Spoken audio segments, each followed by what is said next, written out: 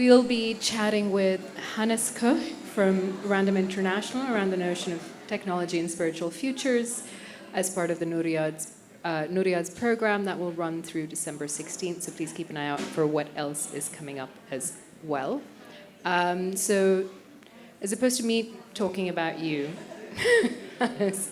how about we start with giving all of us a little intro on how you and Florian founded Random International in 2005. Thank you. Oh, sorry. That takes some time getting like this. It's good. Well, yeah, not pretty too good. Feels. We've got a thumbs up.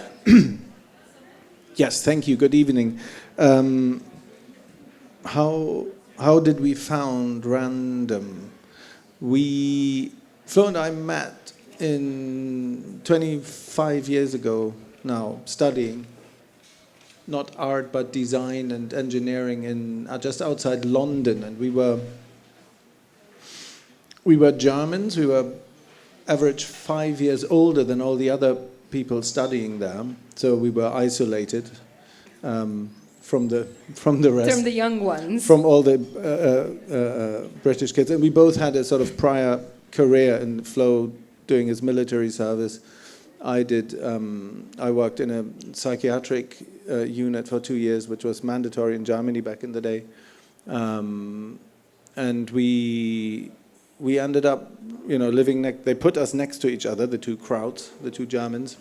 It was in the middle of nowhere, outside London, and we ended up working together already then, pretty much doing our assignments together,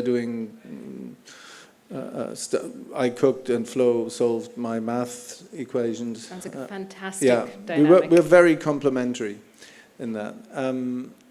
And then we kept doing that, and at the end of those 4 years, whatever, we decided to move on together to the Royal College to do a postgrad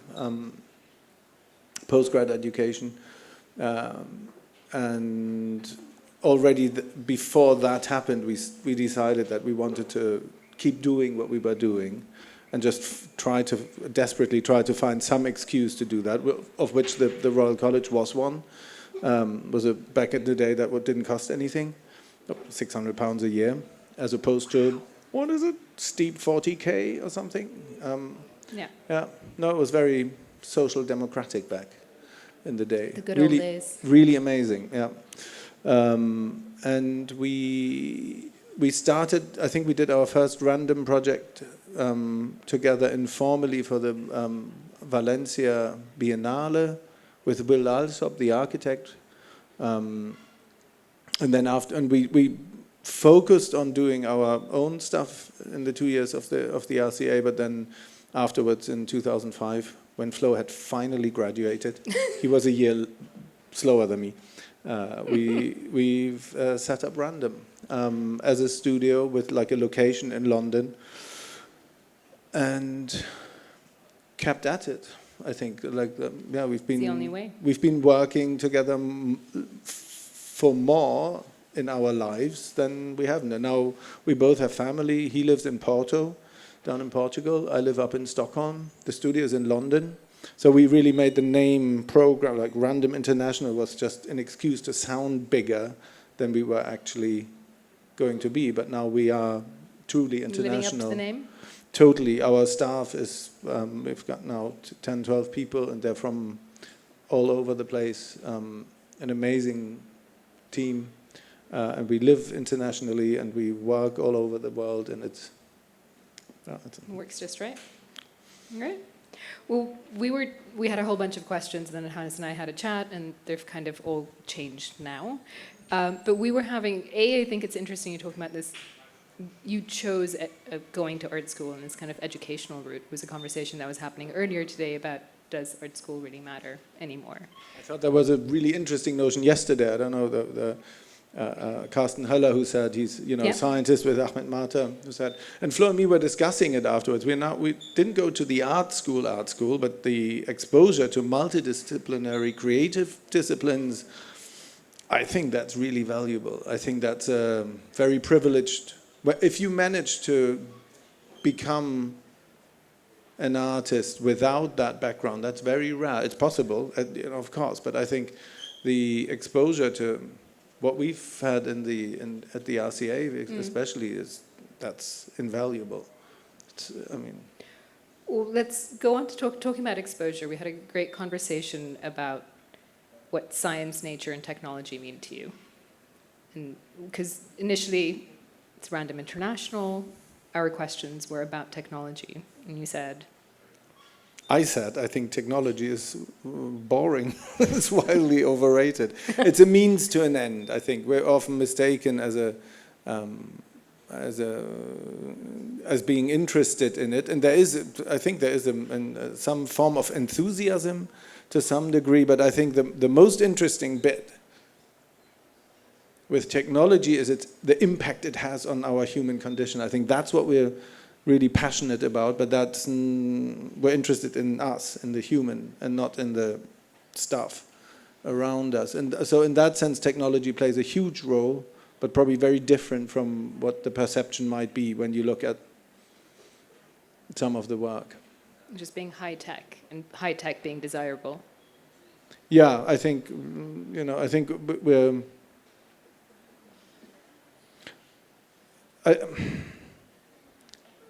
I think there is it's hard to understand whether technology is, whether we are technology as human beings. So in some, or whether nature is a technological thing ultimately, one that we just don't understand well enough. But there is a degree. Sometimes high tech is the highest form of technology is needed to simulate something or to confront us with something, but more often than not, things can be probably simplified. And I think if we can, we try to keep things simple, or we make them simple again using technology. So it means to an end in many ways. Yeah. And then what you also said, and this is the great part about being a moderator, I get to quote Hannes back to himself. You define nature as inspiration and science as a quest for knowledge. Yeah, I think science, if you have to pair art with something, I think art and science is an incredible mix, because they're so similar and yet so wildly different. I think that the thoroughness and the accuracy that science demands is you can completely throw overboard in an artistic process, yet the creativity itself is required by both to come to, to develop, to grow, to come to where you want to go, or to find out the new, to discover something. What role has kind of co-creation played with this? Has this been you obviously are a co-creator in that you've worked with Florian for so many years, but you've been talking about shared creation as a more recent process, and how we've got Rain Room playing behind us right now, how something like that comes together. I think we've been inherently co-creative in that we've worked together. There was a very trying to remove the ego to some degree from the creative process in order to come to the result that each one on our own we wouldn't have reached. We've then expanded that process to a group of people, a growing group of people around us in the studio. And I think right from the start also we've included our audiences, the viewer, in some way. And I don't think we realized that so much. I think there was always this notion for a while in the sort of 2005 to 10 or something, this interactive art, which has now been replaced by the equally meaningless immersive art. And we didn't like both, but both are right. And art has always been interactive in the sense that it requires the viewer to complete it in their head and mind and heart. I think we've been pushing that a little harder without any intention, but I think that's a sign of the times. You have to maybe be a little louder to reach people and on an instinctive and emotional level. And I think that's what we've instinctively done. And we only last year became more and more aware of that being a thing, that there is a inherent co-creative, shared creative process. And that, when we realize that, that's a terrifying thought for an artist, because you want to control absolutely how your work is. I think that's your first instinct. You, as an artist, you want to control how it is perceived, presented, written about. You want to dictate everything, and it's a delusional, Don Quixote-like process. It's completely pointless. But that's a good ambiguity to hold. You know, you want to, and you know you can't.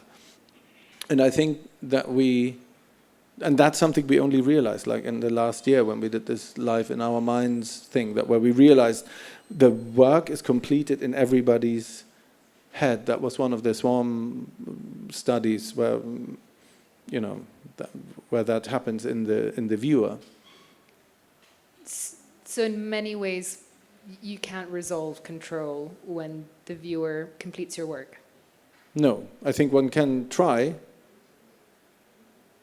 but in our experience, people do what they want anyway. So it's like Are you pointless. still trying, or have you made your We're peace trying with so it? hard. So, like, we've not. We will. I think it would be sad to give up as well. It's a really, I think, noble quest to try that and completely and utterly fail over and over again. But you know, you try again and you try it differently, and it's you learn something through that. You learn it. You know, ultimately, this kind of work is about connection, or the lack thereof, that we experience ourselves, me and Flo, that is, as artists, and it's we want to learn our, you know, like the other, and it's and you know, it's hard. It's really hard. I don't think art is ever easy. No, it's not. Sorry. No, no, it's not. It should be. You know, art should hurt in some way. And you said that failure makes you want to try harder and yeah, try different things. yeah. But just as a little anecdote, the first work I ever saw of Random Internationals was in 2009, Miami, we said, Yeah, The Audience, which was then collected by someone I know, and Hannes just told me, never shown. Yeah, I mean, that's never installed. So No. it's an incomplete work in some ways, because you said the audience completes it. So I think never it's been historically installed. it's called a Damocles sword. It hangs over us because there's a work with a computer. It's like a barn find or something. You know, a brand new factory, pristine, perfect edition, the way we built it 15 years ago. Flo and me are the only people left in the studio who were there at that time, which is, I guess, normal. And we still have the ecosystem and the amazing people in the studio who can revise, complete, set up the work, but we wouldn't know where to. It's like a research project in itself, like to try. No, you switch on the computer, it connects to the internet, and it finds what, Windows 10 or something. Boop.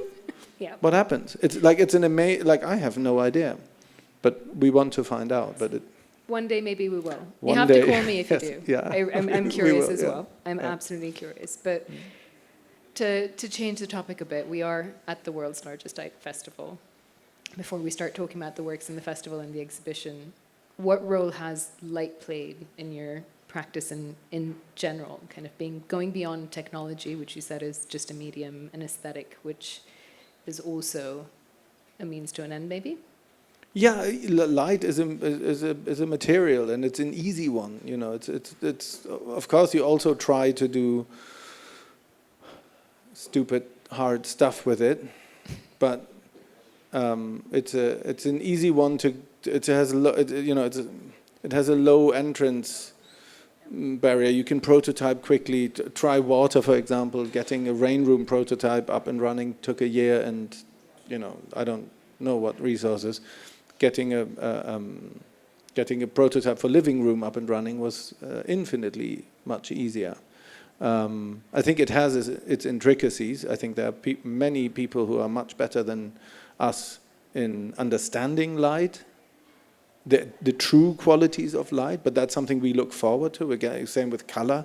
We're only, we're amateurs in that, and happily so, to wrestle color and light qualities from their universe. But it's to get to something as a means of self-expression. Light is amazing. Much more controllable. No, also not. Also not. But easier to get started with. It's always about doing the first thing with it. Well, talking about light, let's talk about Living Room, which is at Wadi Hanifa. And if you haven't been, please go immediately. Well, actually, see the work in the exhibition and then go to Wadi Hanifa. The traffic will be better. But with that, just talk us through the creation and the journey. I think Living Room was one of these pandemic projects which Flo and I. This is a good, here, that's a sketch that was a sketch of Living Room, where this was something for the first time we thought about it in a residency we did with Wayne McGregor in 2010, I think. It was 13 years ago. And we felt it was not so interesting. It was too easy almost with light. And it wasn't that. And at some point, I think, during the pandemic, we started thinking about, semi-physical forms of representing living or seemingly living entities. I think that's a long-standing artistic research department in the studio with the swarm studies, algorithmic, because there you see they're sentient try to be sentient, and it's a very visual thing, but they're very two-dimensional, and we felt not to animate a swarm in 3 dimensions in that way, but to also try to imagine how these artificial beings that we're seeing that may or may not be conscious, that emerge, that may or may not be life forms, how they express themselves. Because we're seeing that in phones, already with Siri and things like that. There is an algorithmic reality surrounds us that is completely dematerialized, that has very sort of quantified interfaces, and we felt the physicality is really profoundly lacking.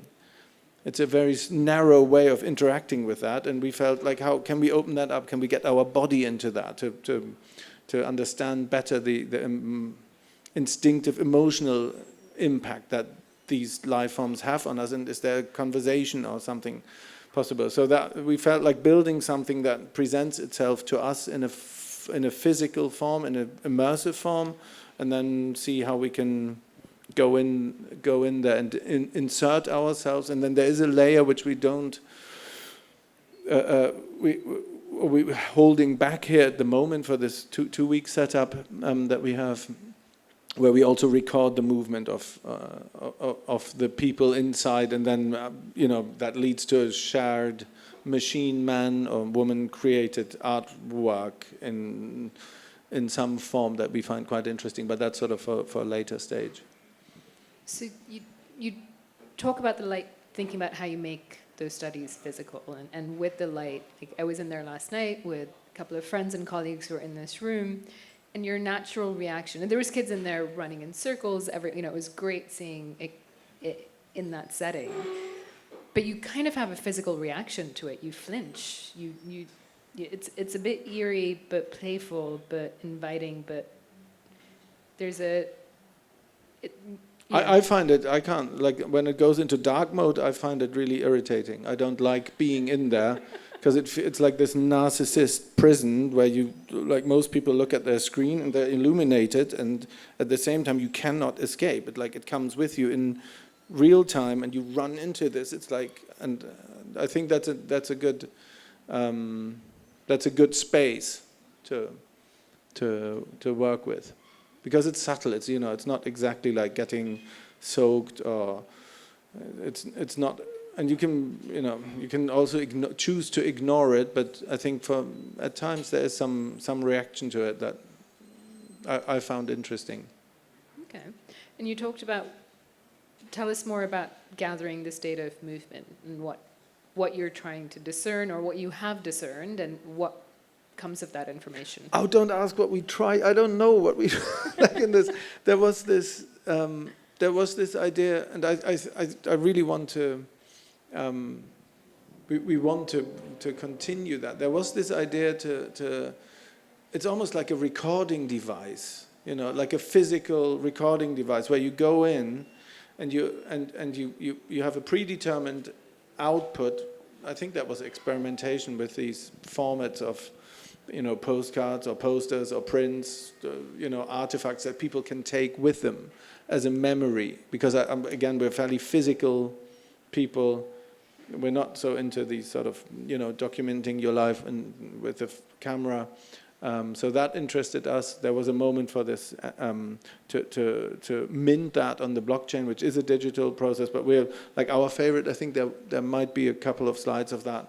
Was to actually record the process, and then for each person individually, time tagged. So you have time-stamped output, and then you can have a very custom. You paint. It's almost like body painting. You run around in that huge space, your trace is being recorded, and the output is then, woven on a canvas or printed. And that's a sort of starting point, and we really liked that. We liked it because we imagined that people were going to start messing around with it. You can go in there and start using that as a recording device, and then you are immediately put in a position of control and authorship, and we find that quite interesting to open a work up like that as a form of proliferating this kind of work. Yeah. And as someone who said technology is boring, how has it been venturing into NFTs? Awesome, absolutely awesome. We loved it. Like the way it opens up as a new material, that was great. And I really hope they survive. I think it's still a material. Totally. I think as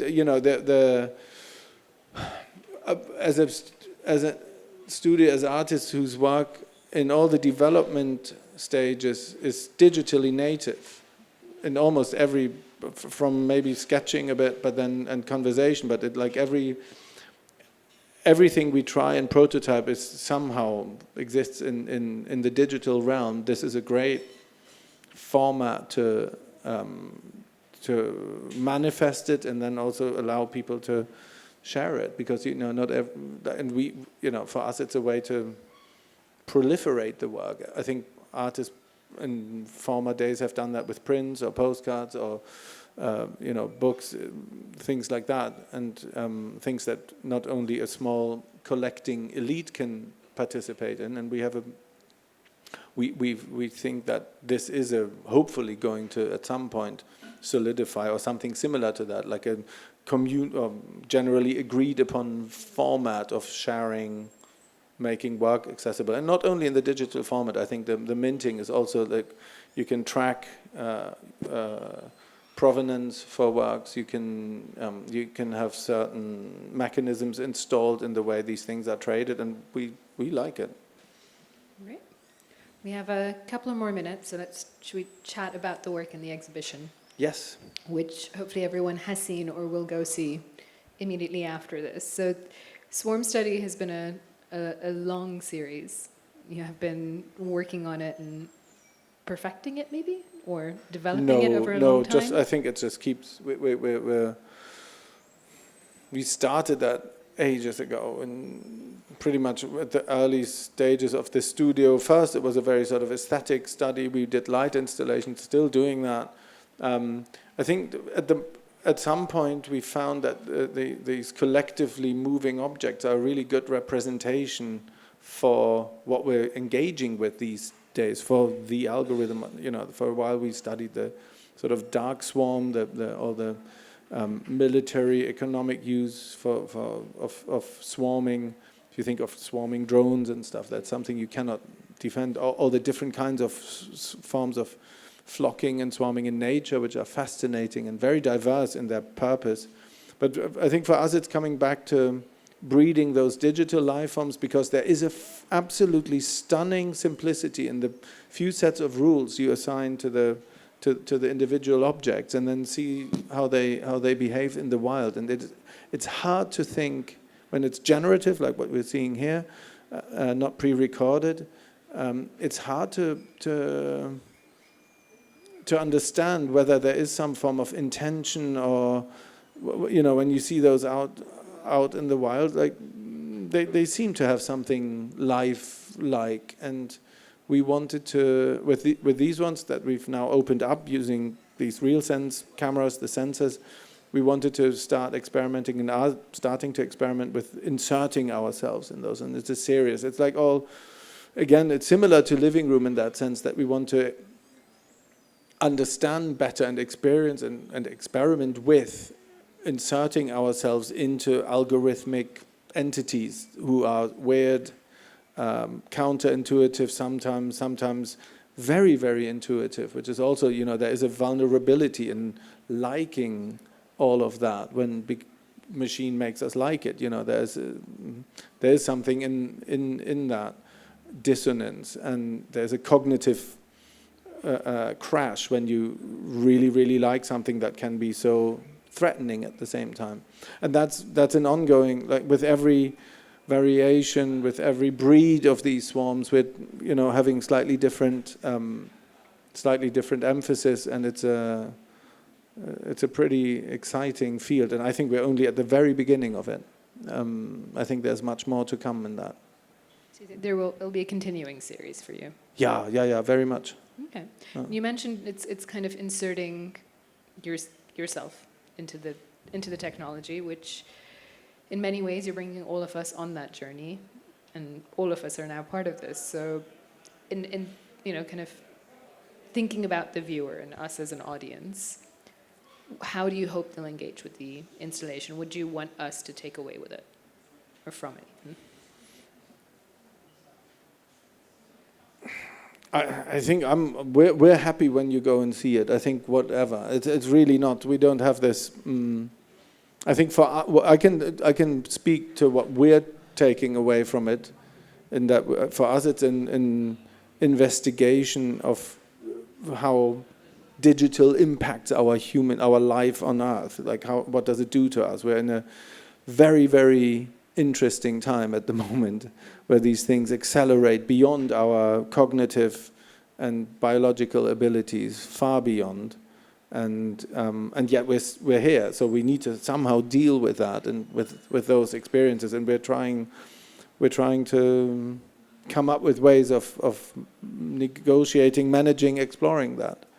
We're happy when people go, and we're doing our best to somehow give a glimpse on these questions. I think debate is what we're neither techno-evangelists nor dystopian. I think we think that the jury is still out, and we have, I think in the very end we have an utter love for humanity and us humans, and the astonishing miracle it is that we're all here. There is some, and I think there is that's something which I think is in the background, that the viewer remains part of the journey. Yeah. Maybe that's maybe something to use as a good end note, and check if our viewers have any questions for Hannes. We have our first question right there. There we go. Fahad will help you out. Well, that was very interesting. I don't know if it's a question as much as it could be a comment that could lead to a conversation. So I did visit the artwork in موضحين, and I like what you said about sometimes us liking things that frighten us. I was shit scared in that installation. I couldn't move. I felt like I was constrained, and I could see my friends and colleagues running around freely, and I was unable to feel that sensation. I felt very afraid of the laser lights, and as you were talking now, it reminded me that this is our creation. So technology is our creations, and the sensation of fear that we get from the future of robots and AI is silly, because this is all our doing. So I don't know, what emotions were you going for when you created this installation? I understand that you can't really control how the audience perceives the art, so you have no expectation to how or what emotions arise, but what do you have to say about that? That's great to hear. I think fear is a very valid emotion. It's a very valid thing to feel. I think we didn't go for, we're not emotionally calibrating the work in that sense. I think discomfort is definitely something that we experience with how digital impacts our life. And I think just going for, dopamine candy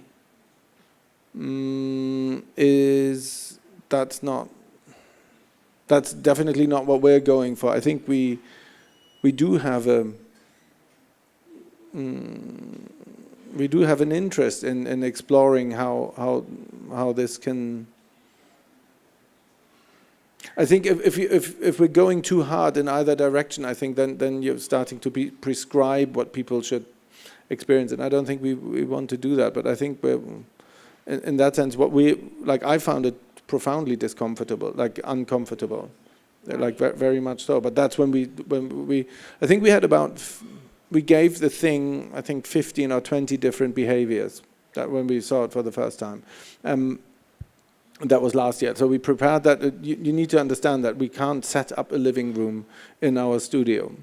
It's it's not a thing. So we work a lot on paper, like simulations and conversations and assumptions. So the first time that a work like this is being actually created in its final form, or that one for that matter, is when me and Flo together see it set up in its full glory for the first time. And that was last year. We had about a week in Miami to fine-tune.